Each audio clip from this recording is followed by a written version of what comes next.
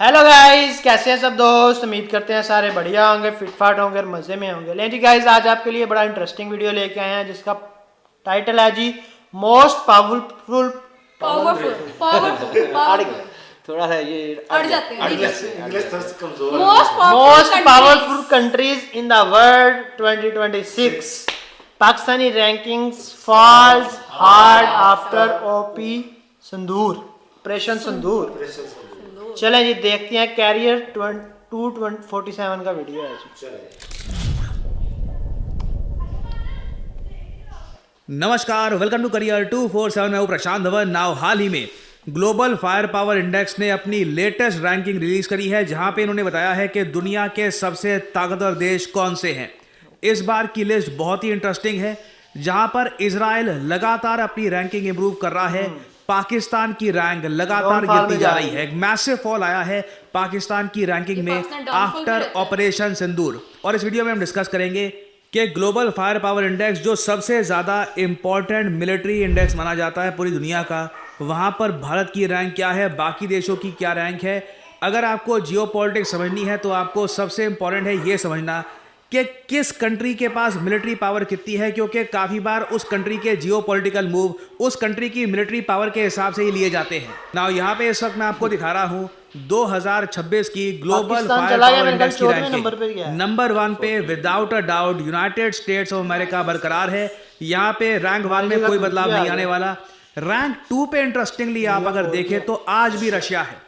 कोई भी military index अभी भी चाइना को रशिया के ऊपर प्लेस नहीं कर रहा। और हाल ही में जिस तरीके से शी जिनपिंग ने अपनी मिलिट्री के बहुत सारे जनरल्स को हटा दिया है, रिमूव कर दिया है, उससे यह भी दिखता है कि चाइना की मिलिट्री में स्ट्रक्चरल इश्यूज हैं, अंदर मिस्ट्रस्ट बहुत ज्यादा है, जनरल्स एक दूसरे पर भरोसा करते नहीं हैं। तो लगता नहीं है कि चाइना बहुत ही जल्द रशिया को रिप्लेस करने वाला है। और भारत की अगर मैं बात करूं तो इंडिया के केस में सिंपली एक बहुत ही बड़ा इशू आ जाता है डिफेंस स्पेंडिंग का। भारत की डिफेंस स्पेंडिंग मैं लंबे समय से कहता आया था, अभी भी बोलूंगा, बहुत कम है। हमारे डीआरडीओ के चीफ ने भी रिसेंटली एक बहुत ज्यादा दुखद स्टेटमेंट दी थी। इन्होंने कहा था कि एज ए नेशन भारत को अपना डिफेंस रिसर्च एंड डेवलपमेंट का जो खर्चा है ये बढ़ाना होगा। अगर आप यूएसए को देखो, यहाँ पे आप देख पाओगे in contrast US and China allocate 10 to 15% of their defence budget to R&D। पहली बात तो चाइना और यूएसए का डिफेंस बजट हमसे कई गुना जरा बड़ा। फिर ये दोनों देश 10 से 15% अपने डिफेंस बजट का खर्चते हैं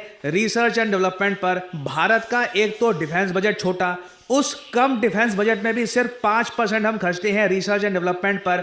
तो कहां से हम टॉप 3 में जगह बनाएंगे आने वाले 10 सालों में। बड़े बदलाव चाहिए, डिफेंस एक्सपेंडिचर हमको बढ़ाना होगा, साथ ही साथ रिसर्च एंड डेवलपमेंट पे जरा पैसा खर्चना होगा, तभी भारत को आप टॉप 3 में अपने लाइफ टाइम में देख पाओगे। तो जो टॉप 4 रैंकिंग है ना, इसमें पिछले कई सालों से कोई बदलाव नहीं हुआ, यही सीक्वेंस बना हुआ है। मगर इसके नीचे आप अगर देखोगे तो असली वॉर चल रही है बेटर रैंकिंग की। फॉर एग्जाम्पल पाकिस्तान का केस आप अगर देखें, साल 2023 में पाकिस्तान की रैंक यहां पर 7 हो चुकी थी। जी हां, पाकिस्तान ने 2023 तक मिलिट्री पावर में काफी इंप्रूवमेंट कर ली थी। इसके पीछे मेन रीजन ये था कि चाइना से बहुत सारा डिफेंस इक्विपमेंट पाकिस्तान को लगातार मिल रहा था और उस डिफेंस इक्विपमेंट के बेसिस पर पाकिस्तान की रैंकिंग इंप्रूव हो गई। उसके बाद हमने देखा है कि ऑपरेशन सिंदूर के बाद लिटरली पाकिस्तान अब रैंक 14 पर पहुंच चुका है। वैसे इन लोगों की जो रैंकिंग है ये साल 2024 के बाद ही गिरनी शुरू हो गई थी। उसके बाद से तो हमने देखा है अब पाकिस्तान बिल्कुल इजराइल के पास आके खड़ा हो चुका है। और मैं क्लियरली देख पा रहा हूं जिस तरीके से इजराइल की रैंक इंप्रूव कर रही है। देखिए, साल 2021 में इजराइल की रैंक थी 20, उसके बाद साल 2022 में इनकी रैंक हुई 18, साल 2023 में भी 18, फिर उसके बाद 17th रैंक, अब 15th रैंक पर इजराइल आ चुका है।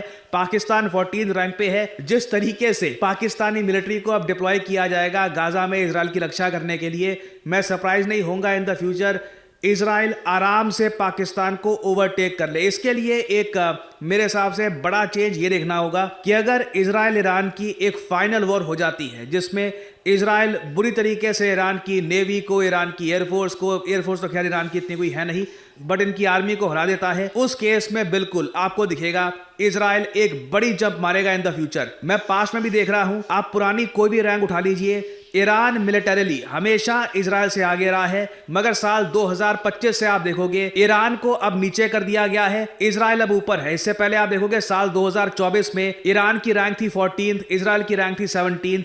अब आप अगर देखो तो ईरान की रैंक है 16वीं, ईरान के ऊपर इजराइल और उसके ऊपर पाकिस्तान। और इंटरेस्टिंगली एक बात नोट करिएगा, भारत के नेबर में एक नया मिलिट्री जायंट उभर रहा है, एक ऐसा जायंट जिसने हाल ही में राफेल फाइटर जेट्स परचेज किए हैं, एक ऐसा मिलिट्री जायंट जो एक काफी पीसफुल कंट्री है। बट भारत को ध्यान रखना होगा कि ये देश लगातार स्ट्रांग हो रहा है और ये कंट्री है इंडोनेशिया। इंडोनेशिया मिलिट्री पावर के मामले में अब पाकिस्तान से भी आगे निकल चुका है। और इंडोनेशिया की आबादी मैं आपको बता दूं 30 करोड़ के आसपास है। दुनिया में लार्जेस्ट मुस्लिम पॉपुलेशन आपको मिलेगी इंडोनेशिया में। ये लोग ऑस्ट्रेलिया समेत कई कंट्रीज के साथ लगातार सिक्योरिटी ट्रीटी साइन कर रहे हैं, अपने डिफेंस रिलेशंस इंप्रूव कर रहे हैं। और इवन भारत से भी आप अगर देखो तो इंडोनेशिया बात कर रहा है एक ब्रह्मोस मिसाइल डील के लिए। $450 मिलियन की ये डील होगी। लग रहा है कि मोस्ट प्रोबेबली 2026 में ये डील साइन हो जाएगी। तो एक बहुत ही डायनामिक तरीके से इंडोनेशिया अपनी मिलिट्री को बिल्ड कर रहा है। French Rafale fighter jets, BrahMos missile, even ये भी बात चल रही है कि शायद पाकिस्तान से ये JF-17 थंडर परचेज कर सकते हैं। चाइना ऑब्वियसली ये डील कंक्लूड करेगा, पाकिस्तान में JF-17 थंडर मैन्युफैक्चर किए जाएंगे। यह भी डील वैसे फाइनलाइज हुई नहीं है, बट क्लियरली इंडोनेशिया संकेत दिखा रहा है कि आने वाले समय में इंडियन ओशन में यह भी एक बड़ी महाशक्ति बन के उभरना चाहता है ये कंट्री। इंडिया को ध्यान ये रखना होगा कि कल को इंडोनेशिया में कोई प्रो पाकिस्तान लीडर ना आ जाए, उससे हमको काफी प्रॉब्लम आ सकती है। क्योंकि जैसे ग्लोबल फायर पावर में आप देख पा रहे हैं आज के समय ये देश बिल्कुल रेडी है जर्मनी, ब्राजील, इटली को बीट करके टॉप 10 में अपनी जगह बनाने के लिए। और इस बार की जो रैंकिंग है ग्लोबल फायर पावर की, इसमें एक और बहुत ही विचित्र दृश्य ये देखने को मिला कि सऊदी अरेबिया की रैंक लगातार गिरती जा रही है। सऊदी अरेबिया आप अगर देखो तो रैंक 17 पे हुआ करता था, ये अब गिर गिर कर रैंक 25 पे आ चुका है। क्लियरली ये दिख रहा है कि पाकिस्तान सऊदी अरेबिया का जो मिलिट्री पैक्ट साइन हुआ है, दुनिया में जो जियोपॉलिटिकल एक्सपर्ट्स हैं, जो मिलिट्री एक्सपर्ट्स हैं, इस पैक्ट को लेकर ज़्यादा एक्साइटेड नहीं है। उनको लगता नहीं है कि दोनों कंट्रीज़ को इससे कुछ बेनिफिट होने वाला है। इन पर्टिकुलर इससे दोनों कंट्रीज़ की वीकनेस और ज़रा बढ़ जाती है। और अब आने वाले समय में देखना ये होगा कि पाकिस्तान की रैंक और ज़रा कितनी गिरती है और इजराइल कितना ज़्यादा राइज करता है। ऐसी रैंक्स देखिए बहुत ही इंपॉर्टेंट होती है प्रोपेगेंडा को भी डिस्ट्रॉय करने के लिए। मुझे याद है ऑपरेशन सिंदूर के बाद ना अल जजीरा में और कई और न्यूज आउटलेट्स में ऐसे आर्टिकल पब्लिश किए गए थे। ये एक ओपिनियन है, ये कोई फैक्ट बेस्ड आर्टिकल नहीं है।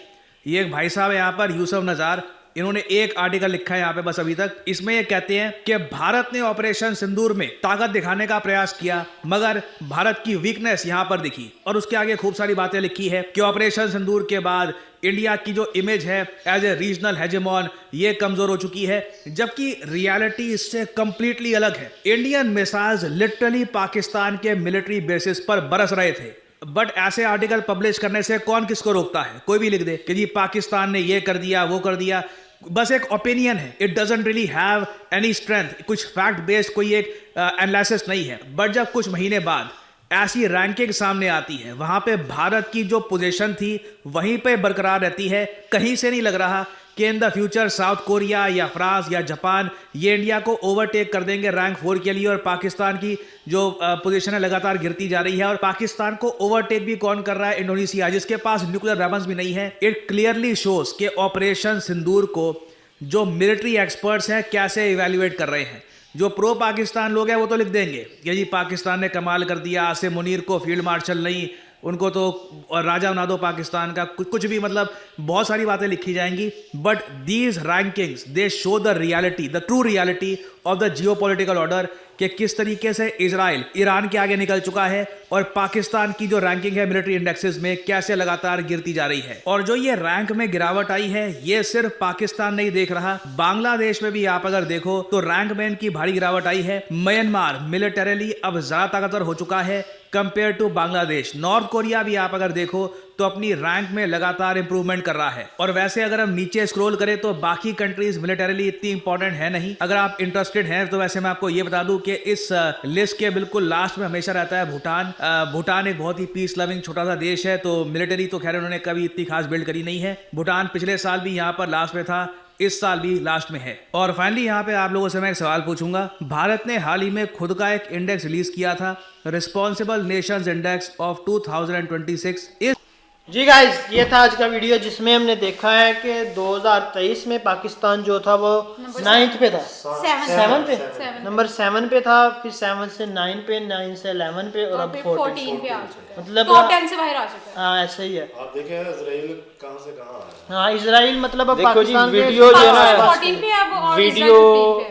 वीडियो चले गई है। उनका मेन मकसद था, वीडियो का मोटिवेट था इजराइल और पाकिस्तान का कंपेयर। हाँ ठीक है, क्योंकि ये दो मुल्क आपस में मुखालफिन है। ठीक है, और ये राइट से हर सारी दुनिया जानती है। और बात करने का मतलब ये है कि बात वो जो कर रहे हैं बिल्कुल सही कर रही है। 2023 की जो टॉप 10 की लिस्ट है ना, उसमें पाकिस्तान 7वें रैंक पे है। ऐसे ही। ठीक है, इजराइल चला जाता है 20वें रैंक पे। हाँ 2023 में इजराइल का रैंक होता है 20 नंबर। अब 2026 आ गया है, पाकिस्तान 7वें से आ जाता है 14वें नंबर पे, इजराइल 20वें से आ जाता है 15वें नंबर पे। ऐसा ही है। इट मीन्स कि इन 3 सालों में पाकिस्तान ने अपना 7 पॉइंट नीचे गिरा लिया और इजराइल ने अपने 5 पॉइंट बढ़ा लिए। वो सही कह रहे हैं कि पाकिस्तान डाउनफॉल चला जाएगा, इजराइल जंप कर जाएगा। उन्होंने कहा है कि हो सकता है आगे वो बीट कर जाए ना पाकिस्तान। अच्छा देख लें, हमारा हालांकि ज्यादातर हमारा जो बजट है ना वो आर्मी के ऊपर आर्मी ही के लगता ऊपर है, है। लेकिन फिर भी हमारी जो रैंकिंग है वो इतनी नीचे क्यों जा रही है, इसकी भी think तो ये कोई रीजन आपका होगी ना, मेन रीजन होगी। 60% से 65% ले रहा है इसमें मैं ना ईरान पे बहुत हुआ हूँ यार। हालांकि ईरान की भी अच्छी तगड़ी फौज है, वो नंबर 16 पे है। भाईजान ईरान जो है ना, ईरान अपनी अच्छा, करेंसी के हाथों वो अपने मजबूर है।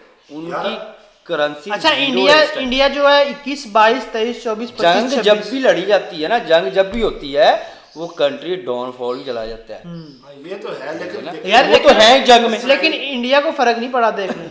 अब इंडिया और पाकिस्तान की जब वार हुई है, पाकिस्तान को काफी फर्क पड़ा है, लेकिन इंडिया स्टिल 2021 में भी 4 पे है और 2026 में भी 4 पे है। ये बड़ी बात उसकी है। रैंकिंग 4 पे ही रही है। हाँ, और मतलब इंडिया ने अपनी जो रैंकिंग है ना वो खोई नहीं है और मतलब पाकिस्तान इम्प्रूव नीचे किया। से अभी आप आगे देखिए ऊपर होता है से क्या, खाते ही वो रह अभी तो वो मेड करना शुरू कर दिया है उन्होंने। हाँ। ठीक है ना, पहले तो और था ना इंडिया, अब इंडिया और है। और इंडिया की जो न्यूक्लियर वेपन्स है ना वो भी हमसे 10 ज्यादा हो गए हैं। पहले इंडिया के पास 160 थे और हमारे पास 170 थे, अब इंडिया के पास 180 से ऊपर हो गए, हमारे पास वही है। अच्छा, बात करते हैं इंडोनेशिया को लेके। हाँ इंडोनेशिया के मुस्लिम ममालिक वो सबसे सबसे बड़ा मुस्लिम ममालिक है, एटमी पावर नहीं है। आर्मी में फिर भी पाकिस्तान से ऊपर चला गया। ऐसा ही है। पाकिस्तान का 14 है, वो 13 पे चला गया। यार कैसी बात है। ये मेरे ख्याल में बजट का कोई हिसाब किताब होगा ज्यादा ना। जाहिर सी बात है, बजट का हिसाब होता है, यार इसके ये अंदर वो सारा जो होगा ना एक्सपेंस कि वगैरह जो होते हैं। स्ट्रॉन्ग होगा, जो स्ट्रॉन्ग जिसकी बेस स्ट्रॉन्ग होगी ना, आर्मी बेस स्ट्रॉन्ग होगी। हालांकि हम इसका ये मतलब तो कहते वही हैं कि है ना। हमारी आर्मी जो है ना वो समझ लें बड़ी अच्छी और बड़ी पावरफुल आर्मी बिल्कुल है, ऐसे ही। लेकिन अब देखें डाउनफॉल में जा रही है आर्मी भी। मतलब पूरा मुल्क तो जा ही रहा है, साथ साथ हमारी जो मतलब आर्मी है वो भी डाउनफॉल के अंदर जा रही है। हालांकि मुझे लगता है कि आई थिंक 70% आर्मी पे, आर्मी पे 60-65 है, ऐसा ही है। मेरे ख्याल 70 के करीब है। हो सकता है बढ़ा दिया होगा, बाकी पूरे पता मुल्क नहीं। पे लगता है, बाकी सिर्फ आर्मी हाँ, पे खर्च किया बहुत जाएगा। खर्च किया जाता है। चले जी, ये था आज का वीडियो। बाकी आपको कैसा लगा कमेंट सेक्शन में लाजमी बताइएगा। मिलते हैं अगली वीडियो में, रखें बहुत सारा ख्याल। Good bye. अल्लाह हाफ़िज़।